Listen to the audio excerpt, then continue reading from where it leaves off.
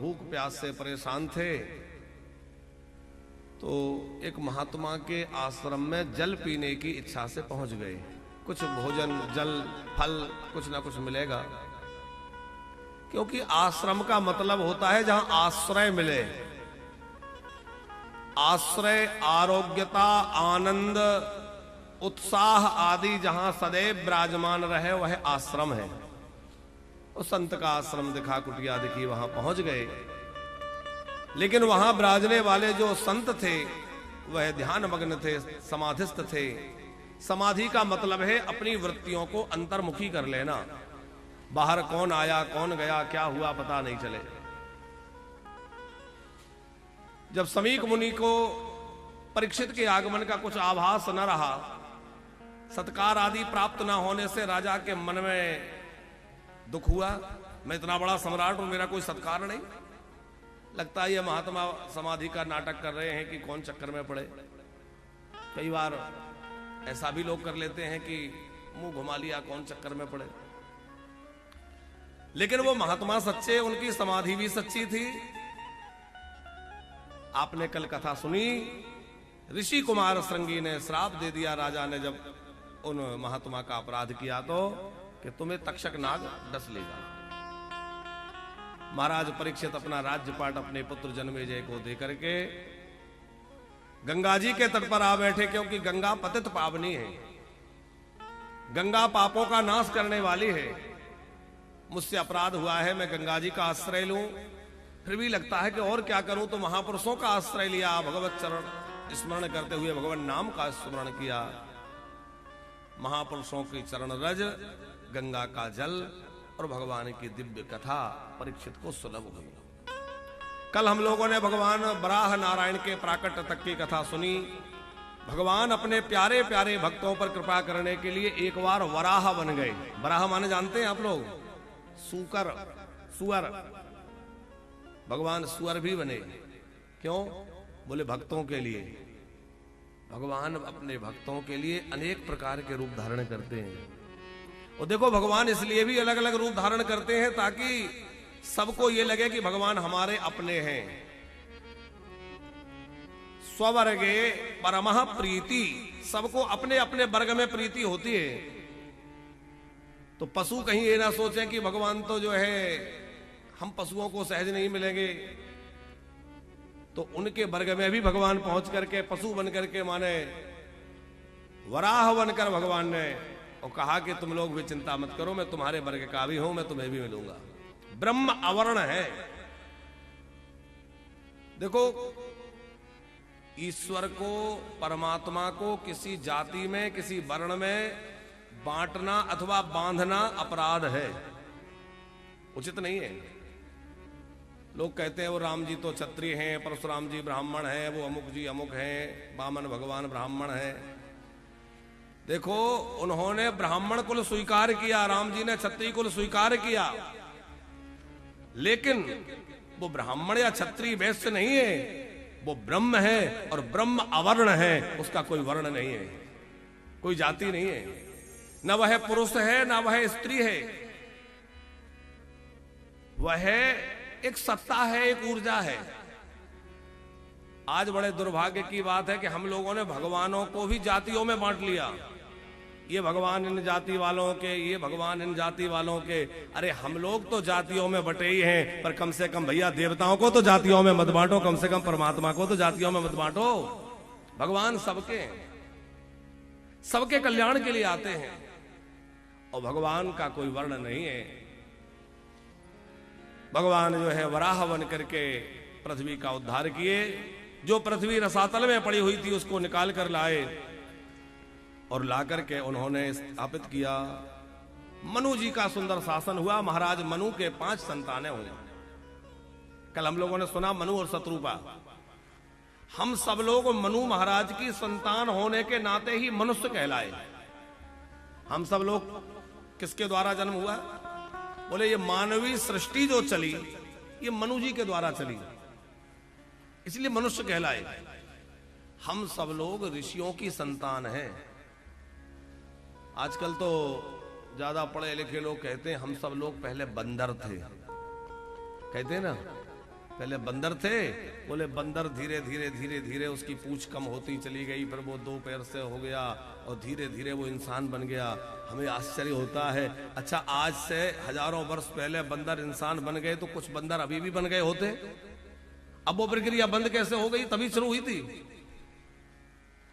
भैया होते होंगे किसी के पूर्वज बंदर, हुए होंगे किसी के पूर्वज बंदर, पर हमारे पूर्वज तो ऋषि मुनि थे। हम ऋषियों की संतान हैं, हम महापुरुषों की संतान हैं, हम बंदरों की संतान नहीं है, हम लोग ऋषियों की संतान हैं। इसीलिए सब किसी के गोत्र किसी ना किसी ऋषि के ऊपर हैं। किसी का वशिष्ठ है, किसी का गर्ग है, किसी का गौतम है, किसी का सांडिल्य है, पराशर है, आदि आदि गोत्र हैं।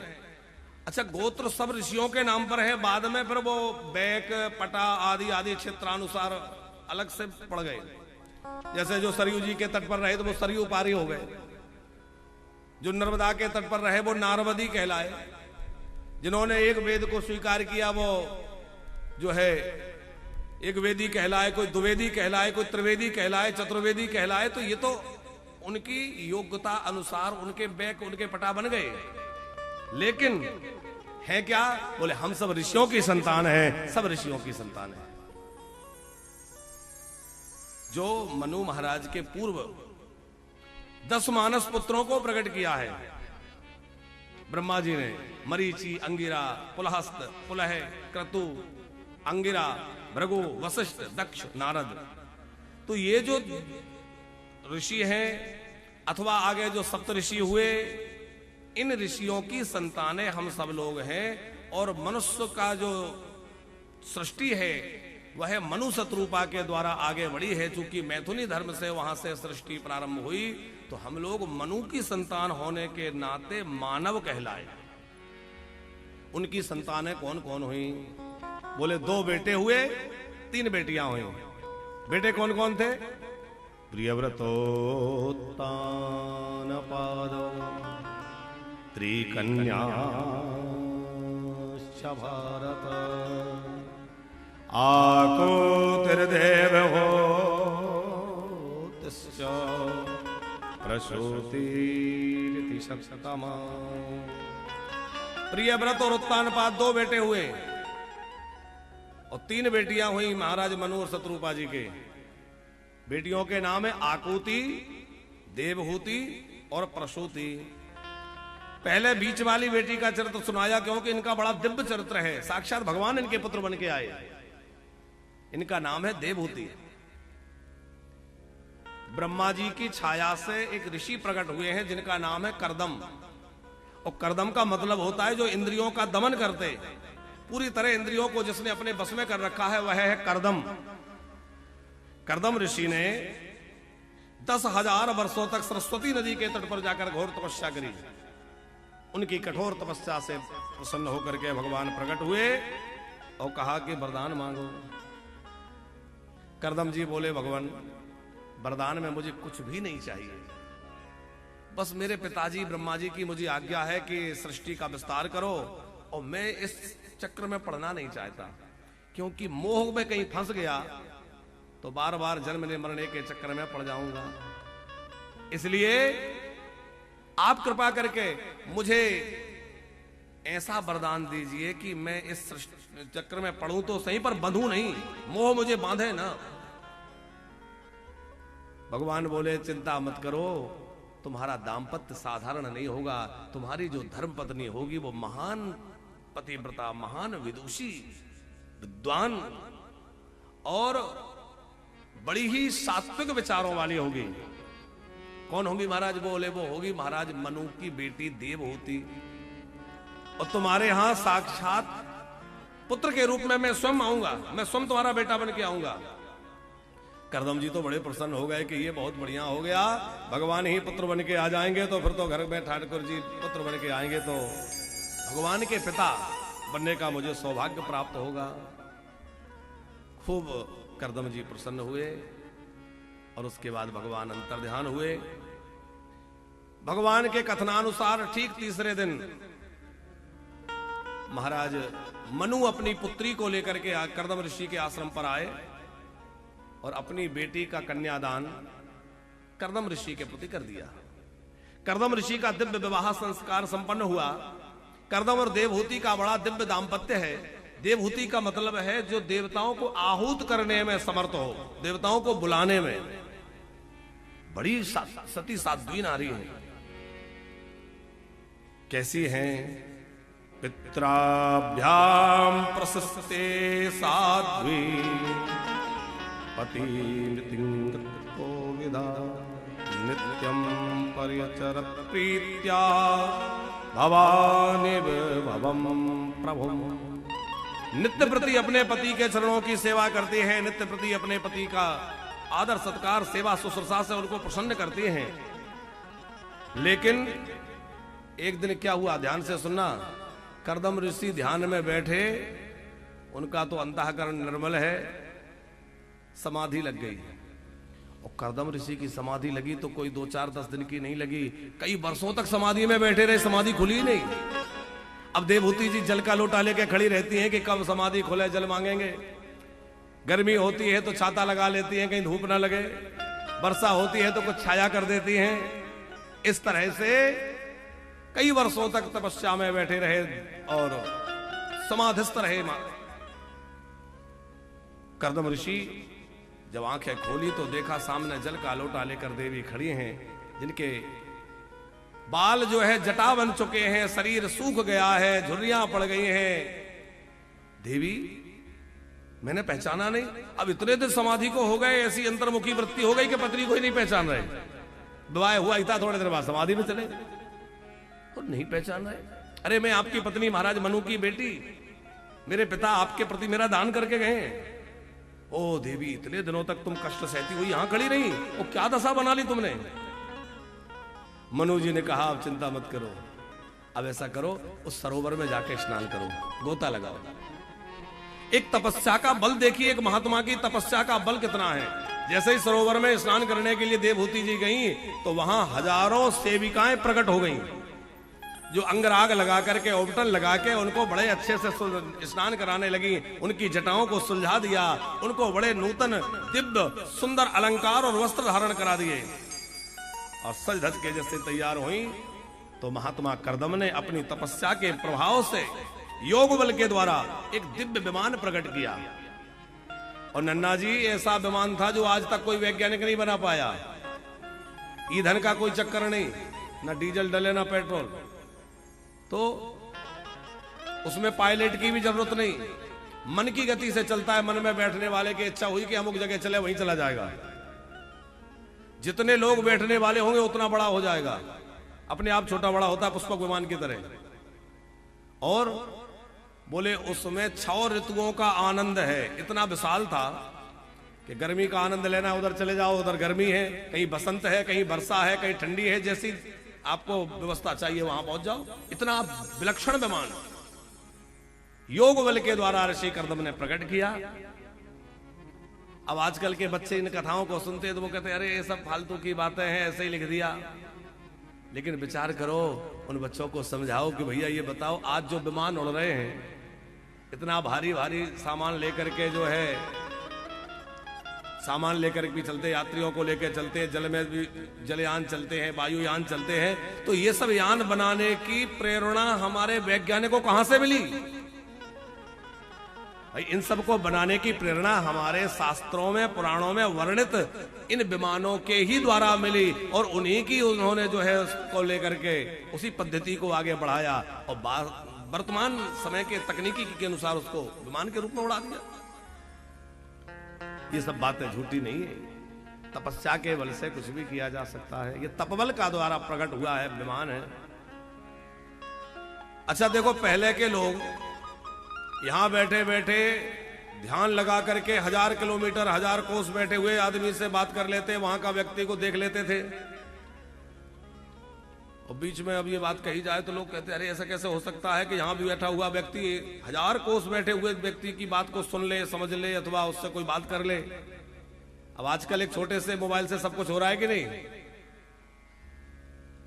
अरे आजकल तो यंत्र की आवश्यकता पड़ रही है। एक यंत्र के द्वारा हम लोग 1000-2000 किलोमीटर बैठे हुए व्यक्ति से भी बात कर सकते हैं, उसको वीडियो कॉल में देख सकते हैं, उससे संवाद कर सकते हैं, लेकिन ऋषि मुनियों के पास तपस्या का वह बल था कि जिसके द्वारा उन्हें किसी यंत्र की भी आवश्यकता नहीं थी। वो मंत्र के बल से ही वो उतनी दूर बात कर लिया करते थे, देख लिया करते थे, समझ लिया करते थे। उस दिव्य विमान में जब देवहूति जी विराजमान भई तो देवहूति और कर्दम ऋषि दोनों उसमें विराजमान होकर के और अनेक वर्षों तक भ्रमण करते रहे। देवहूति जी ने 9 बेटियों को जन्म दिया।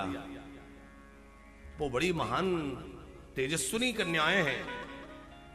9 कन्याओं के जन्म के बाद में एक पुत्र को जन्म देवहूति जी ने दिया, और जो पुत्र बन के आए वो साक्षात परमात्मा है, परम ब्रह्म है। क्या नाम है? भगवान कपिल के रूप में आए और भगवान का कपिलावतार हुआ है। बोलिए कपिल नारायण भगवान की। भगवान कपिल के रूप में प्रकट हुए, और भगवान कपिल जब देवहूति के गर्भ से पुत्र बन के प्रकट हुए तो ब्रह्मा जी, मरीचि आदि ऋषि सब भगवान की स्तुति करने के लिए आ गए। सब भगवान की वेद मंत्रों से, विविध स्तोत्रों से स्तुति करने लग गए। देवहूति कर्दम जी समझ गए हमारा पुत्र कोई साधारण नहीं है, तो साक्षात ईश्वर है। अब जो है ब्रह्मा जी के साथ में सब महर्षि आए हुए थे, उनके मानस पुत्र, और कर्दम ऋषि के मन में बेटियों के लिए वर खोजने की चिंता थी। ब्रह्मा जी ने कहा कि कहीं खोजने जाने की आवश्यकता नहीं है, ये जो मेरे साथ ऋषि हैं, महात्मा हैं, इन्हीं के साथ विवाह कर दो। तो कला नाम की जो बेटी थी देवहूति जी की, वो मरीचि ऋषि के साथ विवाह कर दिया गया। अनुसुईया नाम की जो बेटी थी वो अत्रि ऋषि के साथ विवाह किया गया। अनुसुईया का नाम आपने सबने सुना होगा, महान पतिव्रता अनुसुईया, जिन्होंने तीनों देवताओं को छोटे छोटे बालक बना लिए, जिनके पातिव्रत के प्रभाव से परमात्मा भी जिनके अधीन हो गए और जिनकी गोद में खेलने के लिए लालायित हो पड़े। देखो भगवान तो आज भी हमारे घर में, दिव्य आत्माएं हमारे घर में आने के लिए आतुर हैं। नन्ना, हमारे पूज्य गुरुदेव भगवान कहते हैं कि अंतरिक्ष में हजारों दिव्य आत्माएं जन्म लेने के लिए घूम रही हैं। वो चाहते हैं कि हमें जन्म मिले, अवतार मिले, फिर क्यों जन्म नहीं ले रही? बोले उनको वैसे योग्य माता पिता नहीं मिल रहे। भाई कोई ऐसी माँ तो हो जिसका उतना शुद्ध दिव्य आचरण हो और जो भगवान को अथवा उन दिव्य महापुरुषों को अपनी कोख में धारण करने का सामर्थ्य रखती हो। कोई सच्चरित्र, कोई चरित्रवान, विवेकवान, कोई ऐसा धर्मज्ञ पुरुष तो मिले जिसके पुत्र बन के वो दिव्य आत्माएं प्रकट हों। हम लोग अपने दाम्पत्य को ऐसा बनाएं कि वह दिव्य आत्माएं भी हमारे घर में पुत्र बन के आने के लिए लालायित हो जाएं और महापुरुष हमारे घर में पुत्र बन करके आए, संतान बन करके आए। अब हमारा जीवन तो बिल्कुल पापमय हो गया है। झूठ बोलना, कपट करना, ये करना, छल करना, दुनिया का प्रपंच करना, ऊट पटांग खाना पीना, सब कुछ कर रहे हैं। और चाह ये कर रहे हैं कि हमारे घर में जो बच्चे हों वो बड़े अच्छे हों, हमारे घर के बच्चे तेजस्वी हों, हमारे घर के बच्चे जो है वो बड़े विद्वान बने, ये बने, वो बने, धर्मज्ञ बने। कहां से बनेंगे? हमारा जीवन वैसा नहीं है। तो पहले हमें अपना जीवन सुधारना होगा, तभी बच्चों का जीवन अच्छा होगा, क्योंकि दिव्य आत्माएं तभी हमारे घर में प्रकट होंगी। अनुसुईया जी का जीवन बड़ा ही पवित्र है। अत्रि जी से विवाह हुआ तो साक्षात तीनों देवता पुत्र बन के प्रकट हुए हैं। भगवान नारायण के अंश से दत्तात्रेय जी प्रकट हुए, भगवान शिव के अंश से दुर्वासा जी पुत्र के रूप में आए, और ब्रह्मा जी के अंश से चंद्रमा इनके पुत्र बनकर के आए। और इस प्रकार अनुसुईया और अत्रि जी का दिव्य चरित्र सुखदेव जी ने सुनाया। माता देवहूति की बेटी श्रद्धा जो है वो अंगिरा ऋषि को ब्याही गई, हविर वो पुलहस्त ऋषि को, गति पुलहे को, क्रिया क्रतु ऋषि को, ख्याति नाम की बेटी भृगु ऋषि को ब्याही गई, अरुणधति नाम की बेटी वशिष्ठ जी को ब्याही गई जो राम जी के कुल पुरोहित हैं, सूर्यवंश के कुल पुरोहित हैं। आदि पुरुष से लेकर के जब से सूर्यवंश प्रारंभ हुआ है वशिष्ठ जी कुलगुरु हैं। इनकी पत्नी का नाम है अरुणधति। यह माता देवहूति की पुत्री हैं। शांति नाम की बेटी अथर्वा ऋषि को ब्याही गई। अब बेटियों का विवाह हो गए, बेटियां तो अपने अपने ससुराल चली गई। घर में देवहूति जी, कर्दम जी और पुत्र कपिल, तीनों रह गए, सब चले गए।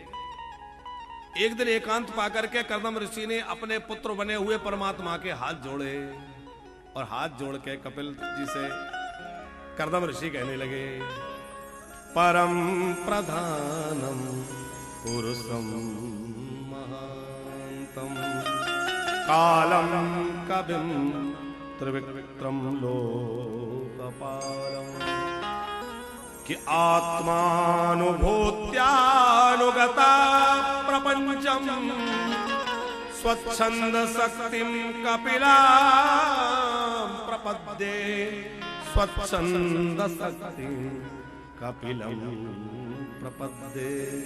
हे कपिल नारायण प्रभु, आप स्वेच्छा से ही शरीर धारण करके मेरे पुत्र बने हैं। हे परम पुरुष प्रधान पुरुष प्रभु, आपकी जय हो। बड़ी सुंदर स्तुति कर्दम जी ने भगवान की और कहा कि भगवान अब मुझे आज्ञा दीजिए, मैं सन्यास ग्रहण करूं। अपनी पत्नी देवहूति से भी सन्यास की आज्ञा लेकर के और वन में चले गए। और बड़ी प्यारी कथा है, देखो इससे एक बात समझना लेना चाहिए नन्ना, क्या कर्दम ऋषि के जीवन में किस बात की कमी है? भाई साक्षात भगवान बेटे बन के आए और पत्नी इतनी आज्ञाकारिणी देवहूति जैसी महान पतिव्रता, बेटियां अरुणधति और अनुसुईया जैसी, दामाद अत्रि और वशिष्ठ भृगु जैसे, और उसके बाद भी आपने गृह त्याग करके और सन्यास की दीक्षा लेके सन्यासी बन गए। क्योंकि शास्त्र की आज्ञा है कि घर में चाहे जितनी अनुकूलता हो, लेकिन जिससे पहले ये संसार हमारा त्याग करे, हमें भोगों का संसार का त्याग करके भगवान के भजन में लगना आना चाहिए। भगवान के भजन के लिए जीवन मिला है, उसकी और जीवन को बढ़ाना चाहिए। अच्छा ऐसे समझिए कि रेलगाड़ी अपने ट्रैक पे चलती है, खूब तेजी से दौड़ रही है, लेकिन जब उसको रुकना होता है तो वो अपना ट्रैक बदल लेती है कि नहीं? जब स्टेशन आने वाला होता है और स्टेशन पे गाड़ी को खड़ा होना है, सवारियां उतारनी है, चढ़ानी है, अपना रास्ता बदलती है कि नहीं? लाइन चेंज कर लेती है।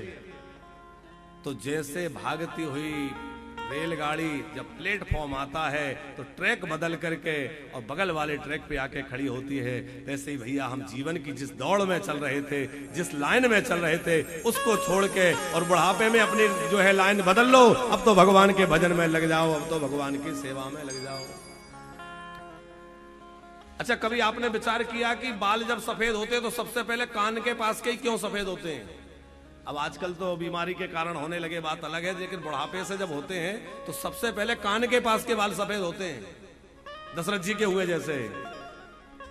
महाराज दशरथ ने क्या देखा कि श्रवण समीप भय से तके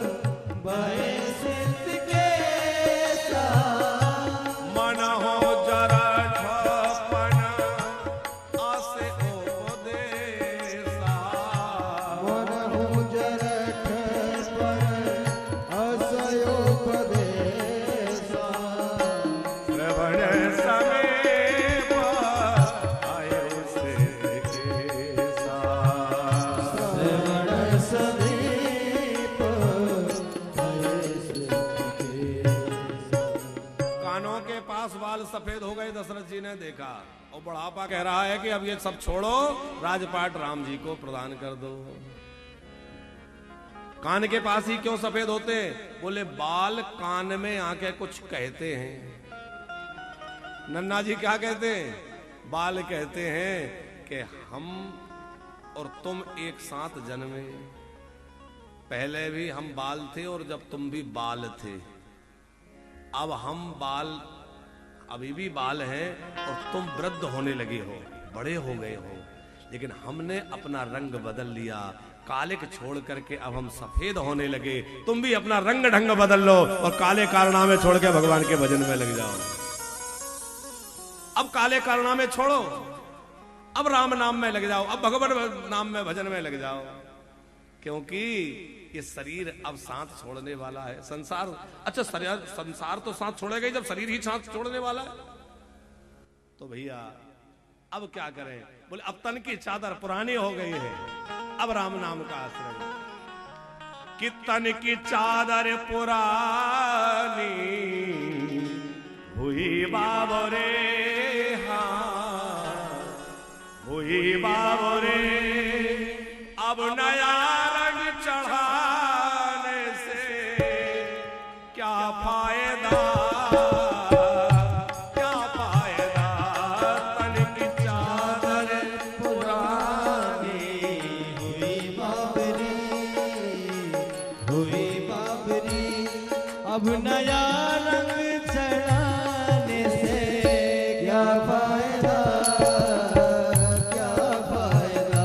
ओ तन की चादर पुरानी हुई बाबरे, हाँ, हुई बाबरे, अब नया रंग चढ़ाने से क्या फायदा, क्या फायदा। तन की चादर पुरानी हुई बाबरी, हुई बाबरी, अब नया रंग चढ़ाने से क्या फायदा, क्या फायदा, क्या फायदा, क्या फायदा। जय हो।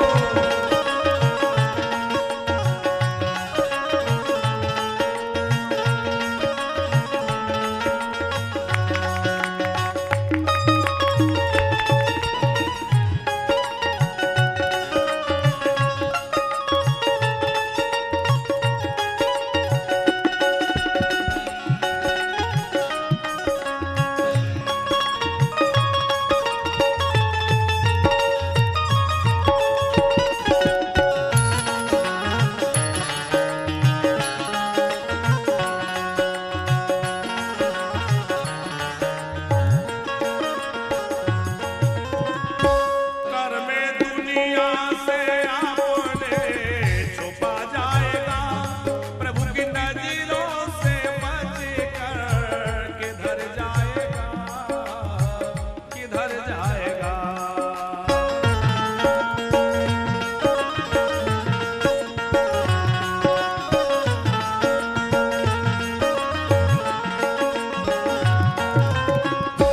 कर में दुनिया से आपने छुपा जाएगा, प्रभु की नजरों से बच कर किधर जाएगा, किधर जाएगा। कर्म जैसा किया वैसा भरना पड़े, हाँ भरना पड़े। दुख के आंसू बहाने से क्या फायदा, क्या फायदा। और तन की चादर पुरानी हुई बाबरी, हुई बाबरी, अब नया रंग चढ़ाने से क्या फायदा, क्या फायदा।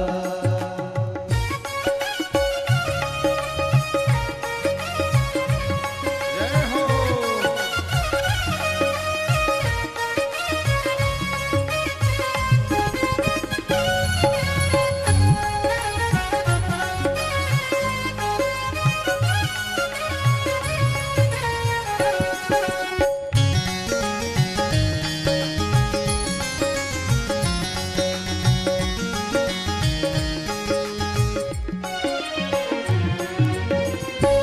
अपनी हस्ती को जिसने मिटाया नहीं, प्रेम भक्ति की मस्ती में खोया नहीं, खोया नहीं।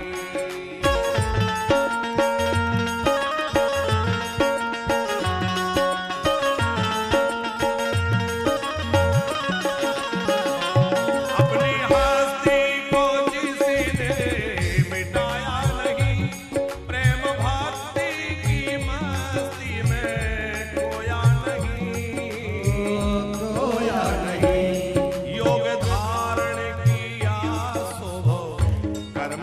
किया सो करुणा